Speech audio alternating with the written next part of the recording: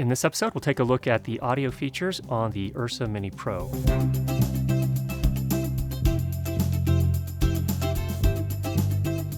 Now, there are a lot of reviews out there on the Ursa Mini and the Ursa Mini Pro in regards to its imaging capabilities. I'm not going to cover those here. This is strictly going to be looking at audio.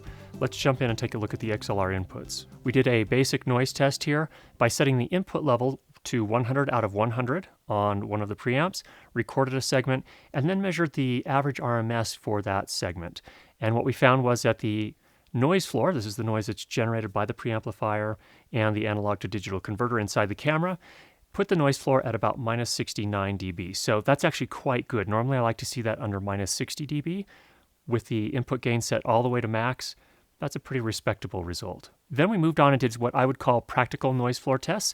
These are measures of the noise that you get when you hook a microphone up with a cable to the preamps. Also recording any ambient noise in my little studio here.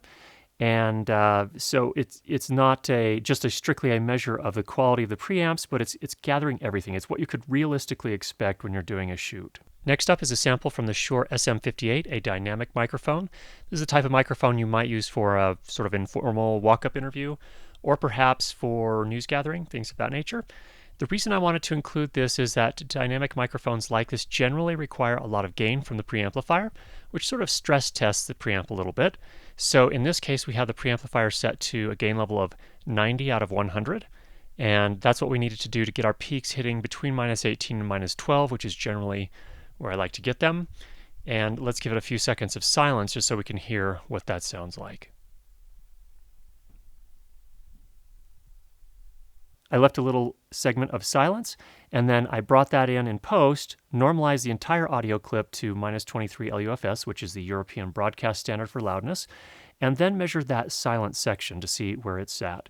And it turned out that it sat at minus 50 dB. Normally I like to see that under minus 60, so that was a little bit on the noisy side. Here we're recording with the DPA 4017B, which is a shotgun microphone. I have it boom just out of the frame here above me. And I have the input level set to 80 out of 100.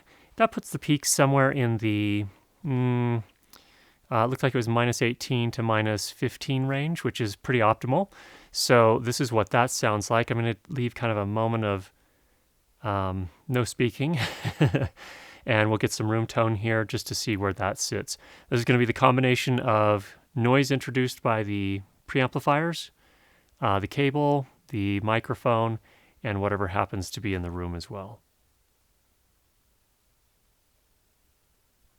When we measured the section of silence after bringing it in, loudness normalizing to minus 23 LUFS, we found that the noise floor, the practical noise floor, sat at minus 67 dB. So that was actually very good, and I would say very much usable. In this sample, we have the Sennheiser EW100 G3 wireless microphone system. I'm using the Lavalier microphone, which is mounted just under my shirt over here. Body pack transmitter on my back here, and then of course the receiver over on the mic. Ursa Mini Pro input level is set to 75. The sensitivity on the transmitter pack was set to 27 dB. So this is a pretty typical setting for a lot of voices that I would use. That's getting us peaks somewhere in the minus 18 to minus 12 dB range on the Ursa Mini Pro. So a few minutes of silence.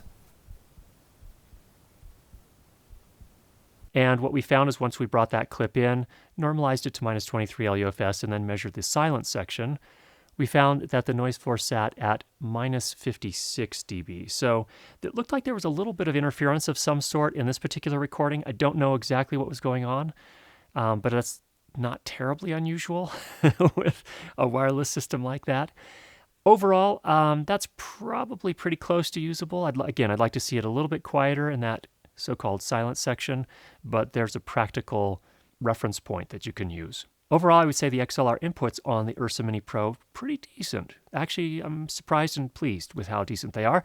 I think they could definitely be used in a pinch. On situations where you expect to get the highest quality production value in terms of audio, you're probably still going to want to have a mixer in your crew working with a professional grade mixer and recorder like a Sound Devices or a Zaxcom. You can always feed an audio signal from that into the camera and you get the best of both worlds. So that would be kind of my take on this. A couple of other things relating to audio. First of all, the meters. You have a meter both on the LCD screen on the outside of the camera and the touch screen on the inside.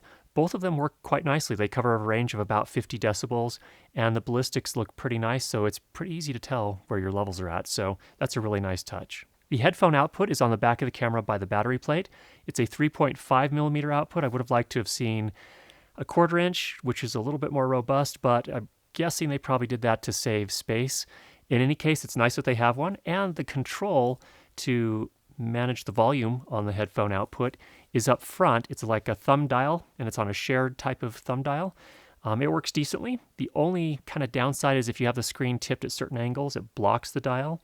Not a huge issue, but it is nice to have those as a kind of a physical control as opposed to having to dive into menus. Now, there are built-in stereo microphones on the top front of the camera. I would really say that those are only for scratch audio. And the reason I say that is that there's a pretty big fan in this camera, and it's running pretty much all the time. So you're going to pick up that fan noise in the microphones that are on the camera. So really, I would only look at those as good for capturing scratch audio. Overall, I would say that the sound features on the Ursa Mini Pro are pretty much in line with a lot of the competitor cameras in the same price range. So for example, the Sony FS5 or perhaps the Canon C100 Mark II. In any case, I would say that this is pretty similar to those, and I would say it's pretty decent, so I'm overall quite happy with it. In an upcoming episode, we'll cover the time code features on the Ursa Mini Pro. If you have any questions, go ahead and leave those down below, and if you have not already subscribed, make sure you do that, and we'll be sure to get you more great videos on how to improve your lighting and sound for video. Talk to you soon.